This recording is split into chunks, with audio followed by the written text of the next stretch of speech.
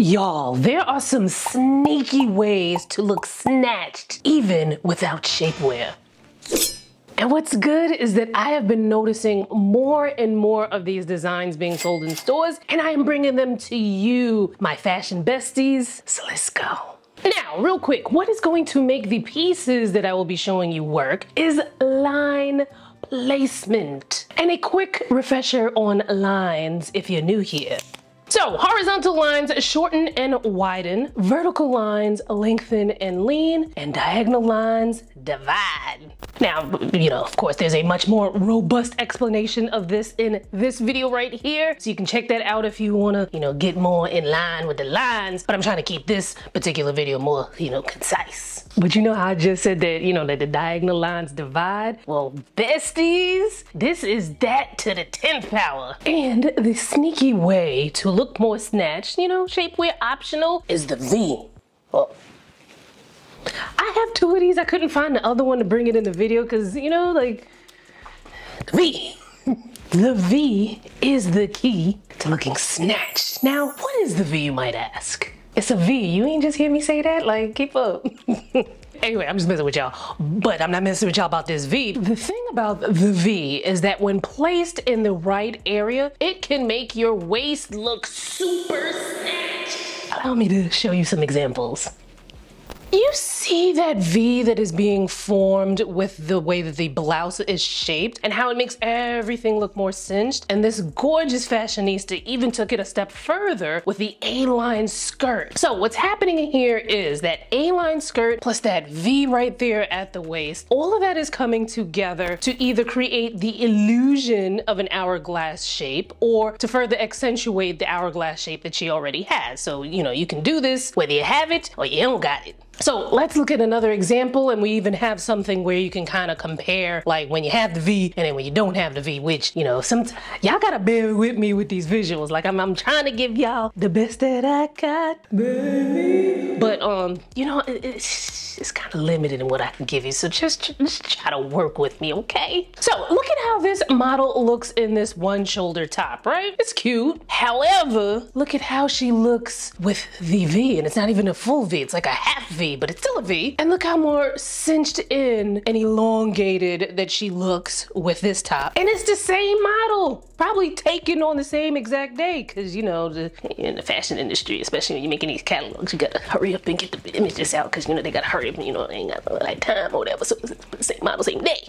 Now, let me explain, why she looks more snatched here than she looks here. Now, let's just call her Sarah, for example, right? So, in this outfit right here, Sarah's top is creating a horizontal line. Remember we said that horizontal lines shorten and widen?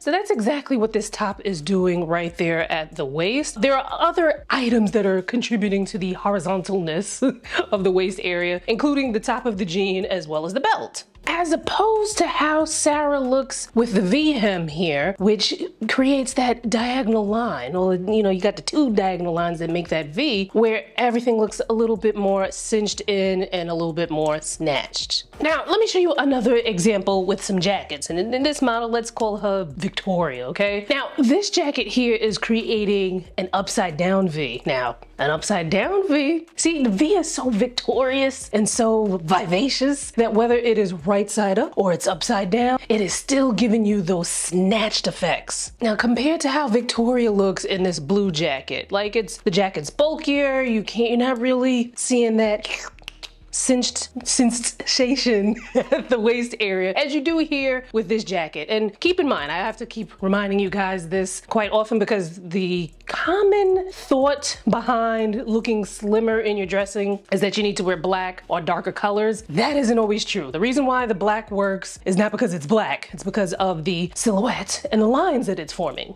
You gotta love a V. The V is just amazing. But keep in mind that not all V's are created equally.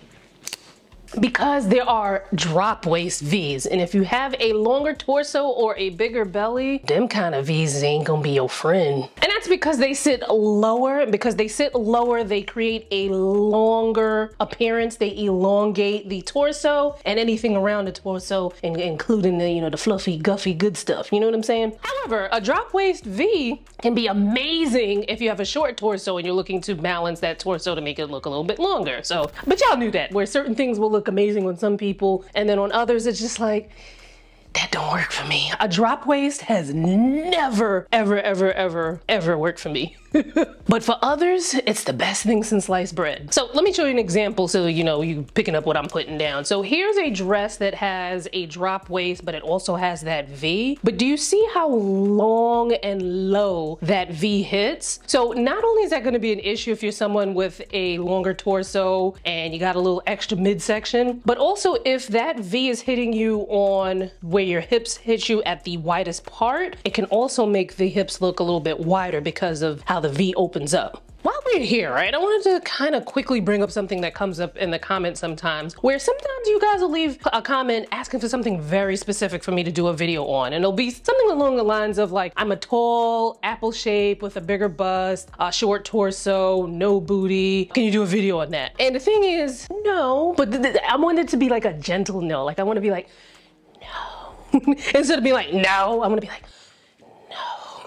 now, let me tell you why that is, right? Because one, in a sense, I've already done videos on that. See, I try to make the videos as general as possible because in that way, the more people can watch and the more it makes sense for me to continue to pay my editor to edit my videos. You know what I'm saying? The thing is you have to kind of piece together information that I have in all my videos, and, you know, AKA watch some more of my videos, because I have videos on what to wear for your body type, right? So it'll be like an apple shape, a rectangle, a pear, hourglass, you know, things like that. Like I have videos on that, on those topics. And then you could be an apple shape that has a bigger bust. You can be an apple shape with a big booty. You can be a plus petite hourglass with a long torso and you're trying to figure out what to wear. So you kind of have to take pieces of information from all of the videos, because if I made a video that specific, like maybe like 15 people will watch it, or maybe 30, because I feel like there's some people who kind of like watch because we got a connection, you know? Hi. But in general, I try to make my videos as general as possible so I can help as many people as possible. However, if you find yourself really stuck with trying to figure out what's gonna look good on you, look up some image consultants in your area, because this is actually what I used to do many years ago. I used to help individual clients with their closets, and then I decided, you know, let me start a blog, and then that kind of opened up into different things. I have a skincare channel and, you know, all that other stuff, and then there's fashion channel and whatnot, blah, blah, blah, blah. But see if there's an image consultant in your area. You know, obviously do your research on them. You don't just want to work with any old body, but do your research, see if you can find an image consultant, because then that's somebody who can come in person, see what you got in your closet, look at your body, do measurements, all that other stuff, and it'll be a great experience, you know, because I like to think that my clients way back in the day when I did this had a great experience with me as well. So there's that. But for everybody else, just watch more of my videos. I'm not saying that to you know, tick up my watch time, but I'm not saying it to me to, you know, keep watching my videos so I can uptick my watch time. So anyway, let me give you some more helpful tidbits. Okay, so here is another example of the V working for you, except this time it's an upside down V, but you have also got the V's in the silhouette of the sweater. Now, this is actually my favorite silhouette for a sweater dress. A lot of you guys had asked about sweater dresses. I'll probably do a separate video just where we can talk about like sweater dresses and things like that, or maybe it'll be intertwined with something. I don't know. I'll figure out how I'm going to do it, but you know, just stay tuned. But for me personally, I never loved sweater dresses because sweater dresses either made me look really bulky or like shapeless, and I was just like, it's not really my thing, until I realized like, nah. What I need to get down with the sweater dress is the fit and flare. So basically it fits in at the waist and then it flares out. So what that does is it accentuates the waist, makes me look more snatched, okay? And then because it comes out like this, there isn't an emphasis on my bigger hips. Now I tell you, like, me having bigger hips, it's not like where I'm like, oh, I have bigger hips. Oh my God, woe is me, right? We work with the bigger hips. I like my bigger hips, but there are times where I'm like, okay, we have had enough. Let's put them away for a little bit. You know, like, it's not every day I'm trying to be like, you know, showing that the hips don't lie, you know what I'm saying? But what I tend to do, because when I buy clothes, when I spend my hard-earned money on my clothes, I want those joints to look amazing on me, make me feel amazing, so that I keep wearing them over and over again, so I really get my money's worth, and I want that for you too. Now, side note, I also talked about in the last video that I also do this with blazers. If I'm going to wear a blazer or a jacket, I'm going to make sure that blazer, where it ends, it does not hit at my widest area. So I'm probably, let me back up a little.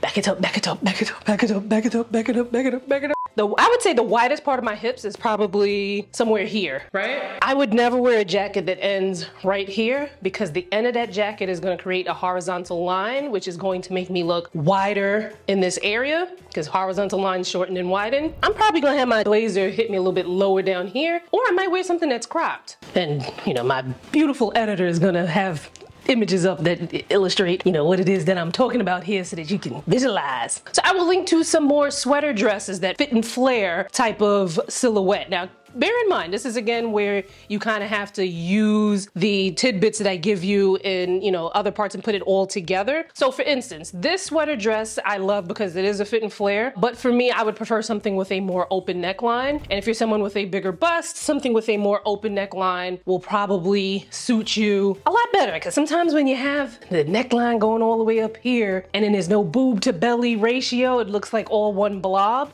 Except I'm going to tell you a little secret that you can do. So let's follow me with my train of thought here before I lose it, and I think I did lose it already.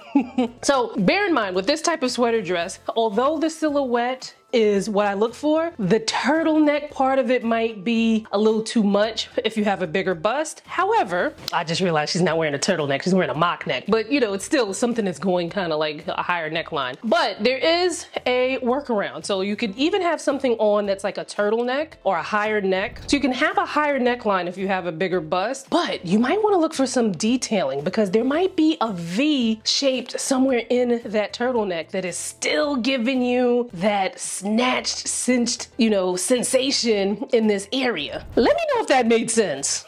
Because when I'm talking to the camera, you know, it's just the camera here and, you know, my cat. Let me know if that made sense, because then it'll help me to help you with future videos. Now, there is also a comment where someone had asked if you have a bigger bust. And remember I said that open necklines are probably better for you if you have a bigger bust. But they said, well, what do you do when it's cold out, right? Now, obviously you're not gonna freeze the chi-chis off, right? But open neck, like right now, you can't see any like boob skin up here, right? Now my boobs aren't as big as they used to be, because, you know, like I told you guys a bunch of times already, I got a breast reduction almost 2 years ago. However, this is a top that I would still have worn with bigger boobs. It's still an open neckline, but it's not like, you know, exposing a whole bunch of skin. Then you can also take it a step further. You can have something that has the same kind of neckline and have a sweater on. Plus you're gonna probably layer up. So when you're outside, you're probably gonna have on a scarf, you know, all of these type of layers that are gonna keep you warm. And then when you take everything off and show off your outfit, then you're gonna have your open neckline. An open neckline doesn't mean you have to show like everything, you know? It's just something that's going to give you that boob to belly separation, so you're not looking like one big old blob. Now let me know if that made sense. And as you are there typing, please look up, because I'm going to show you some more snatching features that are on clothing that don't involve V's, that'll still make you look cinched. Now, this sweater here, which is from Anthropologie, when I clicked on this, initially it was available, but I think it might be temporarily out of stock. So if you're interested in this, you know, click on the link in the description, click on add to the wait list, or just to be notified if it comes back in stock, because they do tend to restock things. However, you can also do a Google image search and see if you can find something similar. And I'll try to link similar things in the description, as well as in the YouTube shopping as well, for you to shop. But in case you're watching this and things are like out of stock or whatever, use this as an example. So this works because the lines are forming diagonal lines, but the color blocking also gives the illusion the waist being snatched. So if this was just a solid white or a solid black, you know, it could look nice, but when you put in the color blocking plus the diagonal lines, it gives it more a visual snatch. Now, okay, this does contain a V, but even if it didn't have the V in the hem, it is still giving you these diagonal lines that are coming together to divide and to snatch and to cinch. So I'm also going to put up some more examples on the screen. So, you know, get ready to screenshot. And as you are screenshotting, I'm going to give you some poses.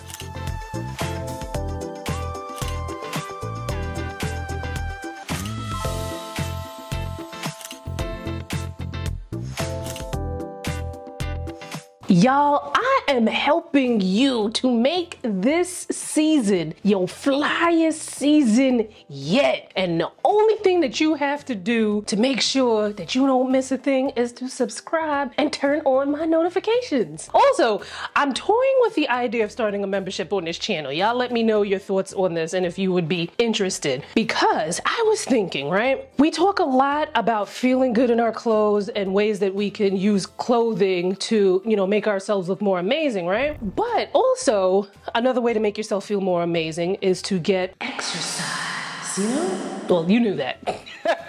So I'm thinking of doing a membership where we kind of have it's almost like a support group. It's almost like we do challenges, like maybe we'll do like a 10K step challenge, or maybe not as far as 10K steps, maybe just to do 1,000 more steps than what you typically do, right? Keep it moving, get it moving challenge kind of thing. Then I was also thinking about we could do challenges where we all write down what we're eating so that we can, track our calories. We can track things like sugar, how much protein, that sort of thing. So I'm thinking nothing where it's because clearly I am not a dietitian, nutritionist, none of that. So these are things that obviously you would go to your doctor about and talk about. But this is just something to kind of keep ourselves accountable so that we can be a little bit healthier. Let me know your thoughts on that. And if there was a membership, what would you feel comfortable paying for the membership? And let me know what you would pay, because they have these memberships here on YouTube that are really cool. I've actually joined up different channels memberships where you can get exclusive videos, you can get exclusive community posts, you get exclusive lives. There are a lot of things where if you're a member of a channel that you and only you and other members will be able to get. So I'm thinking about that. I feel like it's a great idea, but obviously I can think anything is gonna be what y'all think. So let me know your thoughts on that. Now, in the meantime, if you missed last week's video on how to layer like a pro and not look like a potato, you can click on it here and I'll see you there.